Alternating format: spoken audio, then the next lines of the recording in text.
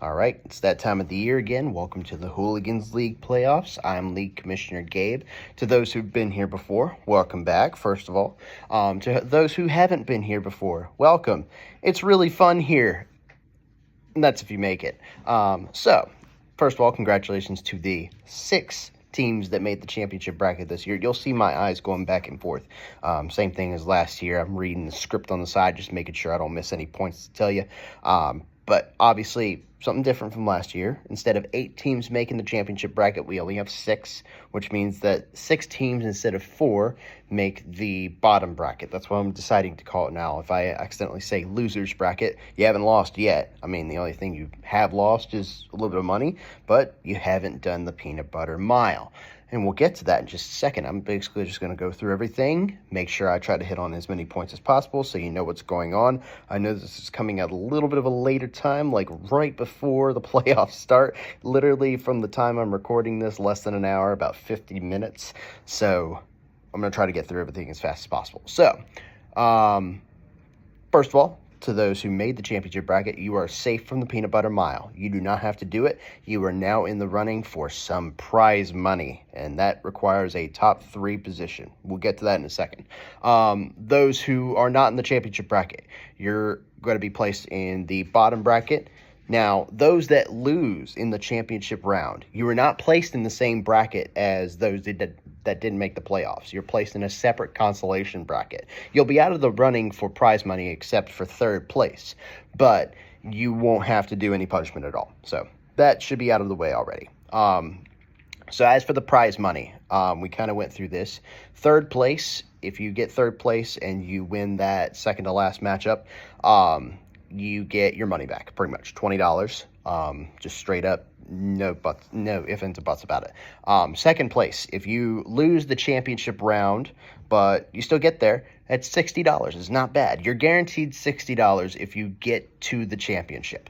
Now, for the champion, that is the same thing as last year, $100 sent to you from me. We already gathered this at the beginning of the season, plus your very own Hooligans League champion trophy.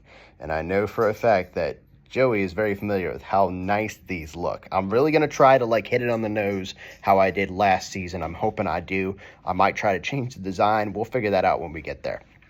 So the bottom bracket is called the toilet bowl. That is not my name for it. That is Sleeper's name for it. I just like the model. I can't change the name for it. So you're out of the running for any prize money, but you do still have a motive. You have to avoid the peanut butter mile, and boy, is it going to be not fun. So, if you win at least one game in here, you are guaranteed out of the running for the punishment. You do not have to do it. So, basically, the team that loses out in the bottom bracket is doing the punishment. Doesn't matter who it is, it's just going to happen that way.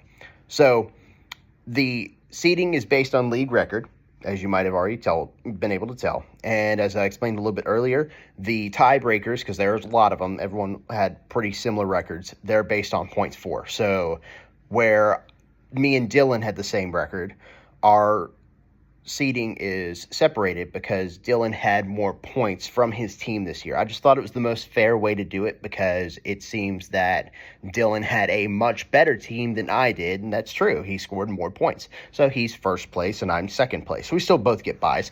And that's another thing I should get into. There are 2 rounds of buys this year. The first round is the one on the top bracket, the championship bracket. That's me and Dylan. We have 1st round buys in the 1st round, which means we have one less chance to be eliminated from getting the championship bout. Now, that 2nd set of buys comes with the more teams in the bottom bracket, and that's 11th and 12th place. So that's Ryan and Sean. They have one less chance to save themselves from the league punishment. It's a little bit of a caveat. It's a little interesting, and it's crazy how it worked out that way.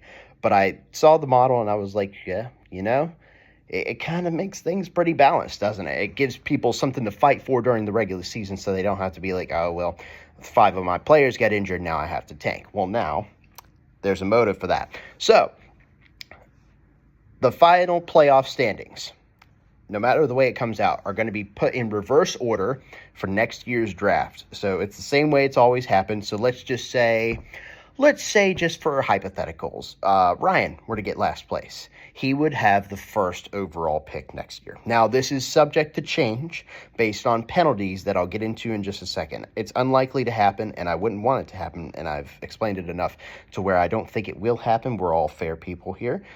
I want to make this as fun as possible. I don't want to be super strict. I just want to make sure it's fair, and it always is. So we should have no problems. I'm just making sure it's all out there.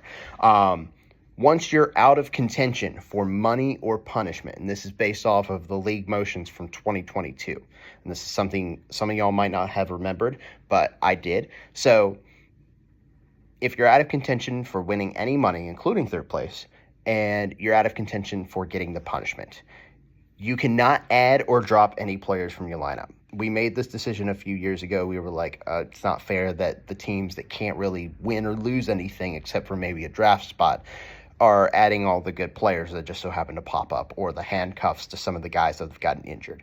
So we decided to make that decision. So let's say you were to win one game in the bottom bracket. Your lineup, and this is the cool part of Sleeper, your lineup can now be locked by the league commissioner. You can still make changes within your roster, but you can't add players off of free agency. And that's something that I'm going to enact. I'm going to make sure you're out of contention for all this first. I'm going to make sure there's no possibility that you can get money or the punishment before doing it. I want to be 100% sure. I don't want to kick anyone when they're down or anything, but just to make sure it's fair. For those that still have a chance to get the punishment and money, they have the best possible way to do it.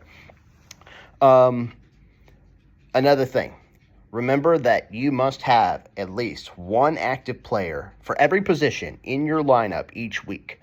The penalty for that is an immediate loss. So this excludes like sudden injuries. Like if you've got a guy that's like a game time decision, they happen to be out, you're at work or something like that, and you can't change your lineup. First of all, sorry, I can't change the lineup for you, but you won't be penalized with an immediate loss. If you've got 4 guys that go off for 50 points and you still win, good job, first of all. You set your lineup, great. But if it's like a guy that got put on injured reserve and you lost in the first round and you're just tanking for a better draft spot and you keep that guy in your lineup, then it's not going to work that way. So if that goes into my next point, tanking of any kind is not tolerated whatsoever. I don't care if it's going to be for a better draft spot. I don't care if it's going to be because you lost the first round and you're upset about it. No way will it be tolerated, including by me, and I will enact this on myself as well.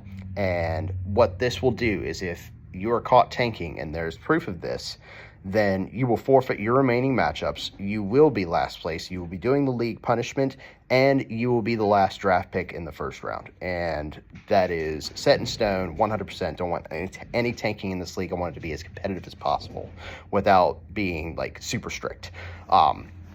Another thing that I'm sure we won't have a problem with, collusion between any two teams or cheating of any kind is in any way against the rules.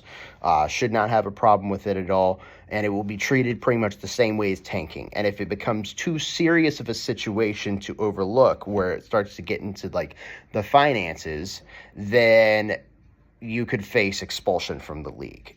And I know that's nothing I'll have to have a problem with for sure, but I just want to make sure it's out there that that's how serious I am about this, and I know all of you are too. But yeah, that's pretty much all I had to say.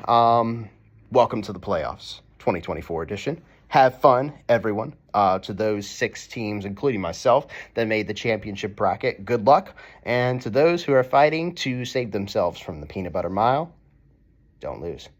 Also, Payless is right down the street.